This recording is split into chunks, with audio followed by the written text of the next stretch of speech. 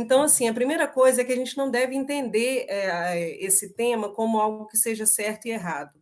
A gente precisa se posicionar, a gente precisa ter uma posição que seja clara, que seja firme, mas nunca a partir de uma perspectiva de julgamento, jamais. Não funciona, porque a gente já julga as pessoas pelo simples fato de tocar no assunto. Quem de nós nunca bebeu, como é dito por aí, quem nunca bebeu socialmente? Né? Então, assim, é muito difícil a gente falar de uma coisa que a gente mesmo praticou, assumindo que isso não seja uma coisa legal. Então, assim, estava vendo uma palestra do Divaldo Franco e ele fala que esse beber social sequer existe. A gente concorda com isso. Por quê?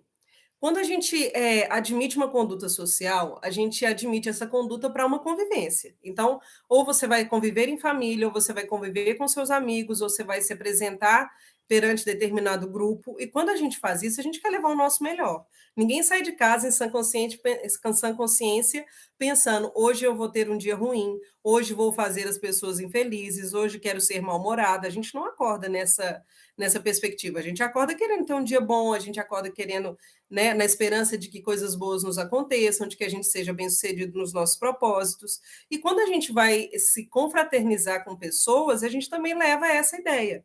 Então, o beber socialmente fica uma coisa muito sem sentido, porque a gente precisa de uma bengala, de um gatilho, que é o álcool, para a gente saber se colocar socialmente, sendo que na maior parte do tempo em que a gente está convivendo socialmente, a gente não faz o uso do álcool.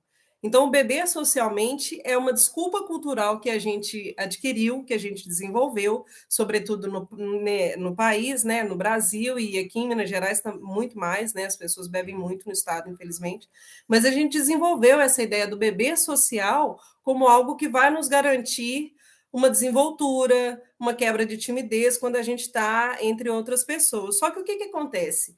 A gente acaba alienando o nosso eu.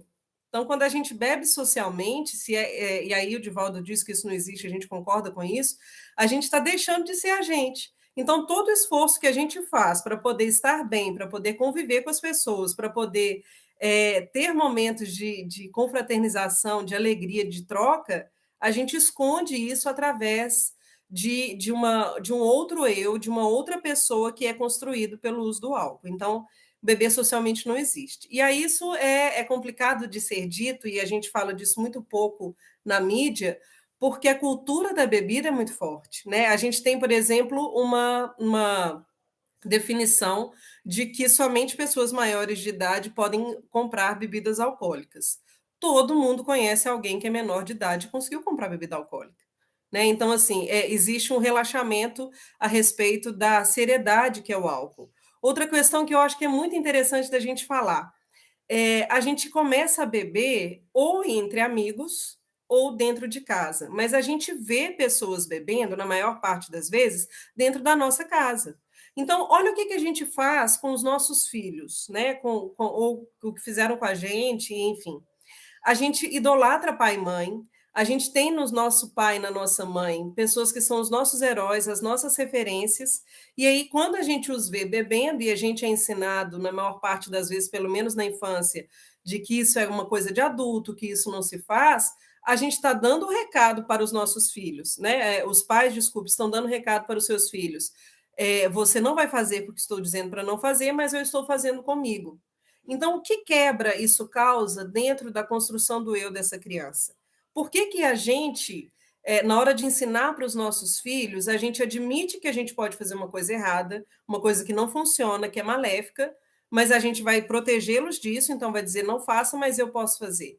Né? Então, que desconstrução desse herói ou desse paradigma que a gente está fazendo? E aí eu acho que talvez essa seja a primeira grande questão quando a gente fala do impacto do álcool nas famílias, porque muita gente relaciona o álcool à festa, a maior parte de nós, né? Isso é cultural. Muita gente relaciona o uso do álcool ao relaxamento, à diversão. E aí, como que a gente pode lidar com isso de uma maneira que a gente consiga ser inteiro na educação daqueles que vêm depois de nós? Então, eu acho que esse primeiro ponto é muito importante e vai de encontro àquilo que o Divaldo Franco fala, de que não existe o bebê social. Né? Porque se eu estou fazendo algo que eu não posso permitir que o meu filho faça, quer dizer que eu estou desensinando, estou prestando um desserviço nessa hora.